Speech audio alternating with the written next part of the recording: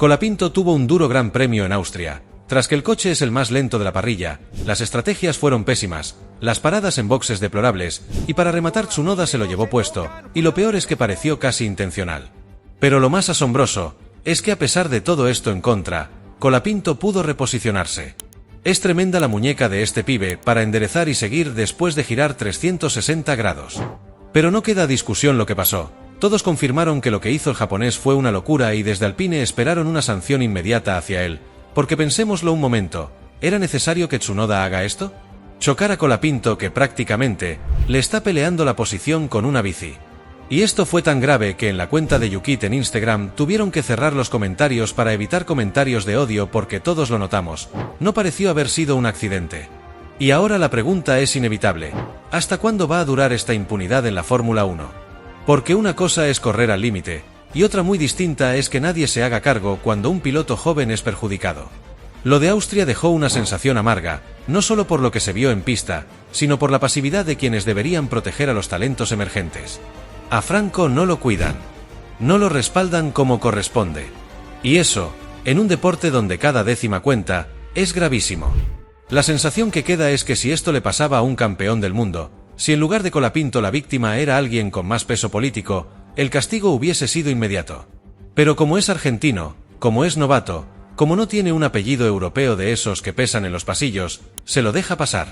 Y esa doble vara ya no se puede ocultar más. Pero lo más alarmante no es el silencio externo, sino lo que empieza a preocupar dentro del propio equipo. En Alpine no entienden cómo pueden pasar estas cosas y que la FIA mire para otro lado. El enojo fue claro. Briatore estaba furioso. El box entero se quedó esperando una sanción que no llegó. Y no es solo por esta maniobra. Es por todo lo que se viene acumulando. Porque Franco tiene que correr, sí, pero también tiene que sobrevivir a un sistema que no le perdona ni un error, pero que a otros les deja pasar todo. Y si el contexto es difícil, el apoyo de los fanáticos se vuelve fundamental. Porque cada vez que Franco se sube al coche, no corre solo. Corre con una hinchada detrás. Y cuando esa hinchada ve que a su piloto le ponen el pie encima una y otra vez, la bronca explota. Las redes ardieron. El público reaccionó con una claridad que no dejó lugar a dudas. Esto no fue solo una maniobra peligrosa. Fue una falta de respeto. Y mientras tanto, la prensa internacional empieza a hablar de Franco como uno de los nombres más deseados por otras escuderías. Porque con todo en contra, el chico sigue destacando. Porque donde otros pierden el control, él lo recupera. Porque mientras algunos campeones de F1 todavía no rinden, él ya compite de igual a igual con nombres establecidos. Y por eso cada vez más voces empiezan a preguntarse, ¿qué pasaría si le dieran un coche decente? ¿Qué podría lograr con un equipo que realmente lo respalde? Porque talento le sobra. Madurez también. Carisma, ni hablar. Pero lo que falta, y cada día se nota más, es equipo. Un entorno que esté a la altura del piloto que tienen entre manos. Porque si Alpine no reacciona a tiempo, otros lo van a hacer. Y cuando lo hagan, va a ser demasiado tarde. Franco ya demostró que está listo para lo grande. Lo único que falta es que la Fórmula 1, de una vez por todas, lo trate como lo que es, una figura que llegó para quedarse. Y si no le dan lo que merece, no va a ser su culpa. Va a ser la de ellos. Y aquí viene lo más impactante, pues esto es lo que dijo Colapinto de lo sucedido en pista. Franco, bueno, carrera difícil, un par de incidentes, pero ya partías un poco condicionado por las estrategias que tenían que hacer. Sí, la verdad que no fue un día fácil para nosotros, el ritmo no era bueno. Al final de la carrera empezamos a mejorar el ritmo, pero al principio nos costó mucho. Así que nada, un día complicado, hay que entender todo con el equipo y estar más fuertes para la próxima. En un momento inclusive con los neumáticos nuevos, o sea, es uno de los pilotos más rápidos en pista, y luego sucede lo de Piastri. El equipo no te avisó, no sabías que estaban peleando posición allí. Estaba yo peleando con Tsunoda y después que me chocó solamente quería pasarlo y no, la verdad ni lo vi, estaba en mi punto ciego y ni me enfoqué en Piastri, pero bueno, después lo dejé pasar y todo bien. ¿Cómo viste el incidente con Tsunoda? No, me chocó, me pidió perdón, así que nada, todo bien, pero es una pena porque rompí el alerón delantero y el piso.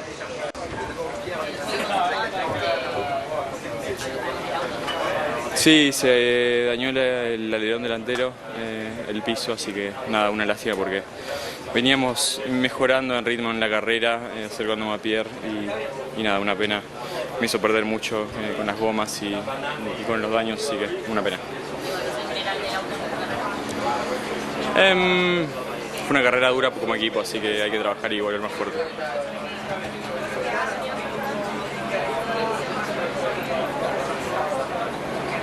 Sí, un poco caótica la segunda parte de la carrera, pero bueno, nada, veníamos ahí atrás intentando dar todo para avanzar, algunos roces, así que nada, hay que trabajar en el auto para estar un poquito más cerca.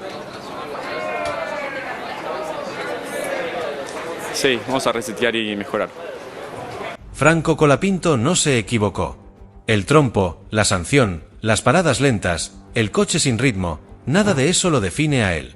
Porque lo que estamos viendo, carrera tras carrera, es a un piloto que lo da todo, que exprime hasta la última gota de un auto que simplemente no está a la altura. Y aún así, sigue dando pelea. Pero ¿hasta cuándo se le va a pedir milagros? ¿Hasta cuándo va a tener que cubrir con talento las falencias de un equipo que no termina de responderle? Esto no es una crítica al piloto. Es todo lo contrario. Colapinto demostró tener la madurez, la agresividad y la cabeza de un corredor de élite. Ya lo vimos defender, atacar, adaptarse en tiempo récord, corregir errores y hasta cargar con el peso de todo un país sobre los hombros. Pero hay una verdad incómoda que ya no se puede seguir ocultando. A Franco le falta un equipo a la altura del piloto que es. Porque talento hay de sobra. Lo que falta es estrategia, ejecución, un coche con ritmo y un entorno que deje de fallar en lo más básico. Si Alpine quiere hacer historia con Colapinto, tiene que empezar a estar a la altura. Porque él ya demostró que puede ser parte del futuro de la Fórmula 1, pero necesita que lo respalden en el presente. Y es una pena terrible, porque en la quali se mostraba un poco más firme y había dicho esto. Hablabas ayer del ritmo de carrera, que tal vez había sido un poco más rápido que tu compañero, pero tenía que trabajar un poco más. ¿Estás conforme? Porque eso te puede llegar a ayudar a llegar a los puntos, no estás lejos. Sí, me sentí un poco mejor en general hoy, un poco más cerca, así que nada, hay que seguir progresando.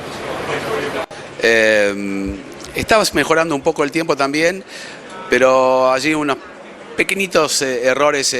¿Cómo viste la clasificación? Pero se avanzó con respecto a ayer. Y hoy también estuviste muy cerca de Gasly en práctica libre número 3. Sí, se avanzó. Creo que nada, cometí un pequeño error en la 3 y acá que está todo tan cerca y tan pegado es muy difícil, ¿no? Así que nada, una pena porque creo que cuando veo que estoy una décima del top 10 me da un poco de bronca, pero nada, hay que seguir trabajando. Creo que era un fin de un poco complicado que pudimos resolver. Así que nada, ahora enfocarse en la carrera. Hablabas ayer del ritmo de carrera, que tal vez había sido un poco más rápido que tu compañero, pero tenía que trabajar un poco más. ¿Estás conforme? Porque eso te puede llegar a ayudar a llegar a los puntos, no estás lejos. Sí, me sentí un poco mejor en general hoy, un poco más cerca, así que nada, hay que seguir progresando. Franco, de ayer a hoy, ¿hiciste cambios en el auto? Sí, hicimos cambios. Sí. ¿De cara a mañana crees que podés pelear unas posiciones? Vamos a intentar, ojalá, vamos a intentar. ¿Qué tal? Hola. Parecía que habías encontrado ¿sientes creo que en curva lenta, que era lo principal de Canadá, sí mejoramos mucho. Me está faltando ahora en curva rápida un poco de confianza con el auto y acá está lleno de curvas rápidas y nada, me cuesta un poco eso. Así que nada, hay que seguir trabajando, pero creo que vamos de a poco encontrando un poco el camino. Vamos a intentar adelantar, sí. ¿Todavía alguien se anima a decir que Franco Colapinto no está a la altura? Porque lo que hizo en la clasificación del Gran Premio de Austria no es para pasar por alto, no fue una sesión más, fue una declaración de intenciones, una demostración de madurez, de aprendizaje y de que, incluso con un auto que sigue estando por debajo del nivel que exige la Fórmula 1, Franco puede marcar la diferencia. Entró a la Q2 en el límite, sí, con el 15º mejor tiempo, pero en una parrilla donde los márgenes son microscópicos y cada curva exige perfección milimétrica. Ese pase ya habla de un piloto que está sacándole jugo a un coche limitado, y no lo decimos solo por el resultado, lo decimos por el contexto, por lo que tuvo que manejar en pista, por el viento cruzado, por el tráfico, por el error que él mismo reconoció en la curva 3 y que, aún así, no lo sacó del foco ni lo dejó fuera del corte.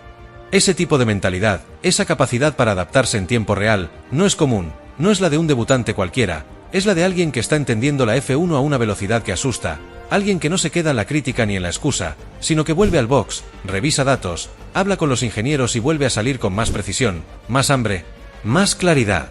Y los datos lo respaldan, porque la evolución fue evidente. En la FP1 quedó 16 grados, en la FP2 retrocedió al 20 grados, y en la FP3, pese a todo, volvió a escalar, firmando un 19º lugar que mostró que el coche estaba empezando a responder, pero sobre todo que Franco no se rendía, que estaba construyendo vuelta a vuelta algo más grande que un simple buen tiempo. Cuando llegó la clasificación, lo hizo sabiendo que tenía una sola bala, que un error lo dejaba afuera y que Alpine, otra vez, no estaba para grandes cosas, pero la ejecutó, pasó a Q2, y aunque no logró colarse entre los 10 primeros, quedó apenas detrás de pilotos como Alonso, Albon y Adjar, todos con más experiencia o con autos más pulidos, y sin embargo, ahí estaba Colapinto, a milésimas, peleando el mismo espacio, sin bajarse nunca de su nivel. Y si todo esto te suena anormal, es porque todavía no entendiste de qué se trata este proceso, porque Franco está manejando como un veterano, pero sigue siendo un novato, sigue sumando rodaje, sigue descubriendo circuitos, condiciones, configuraciones, y aún así, ya es competitivo, ya está dejando afuera a nombres grandes. Ya está dando señales de que si le das un auto serio, te pelea posiciones de verdad.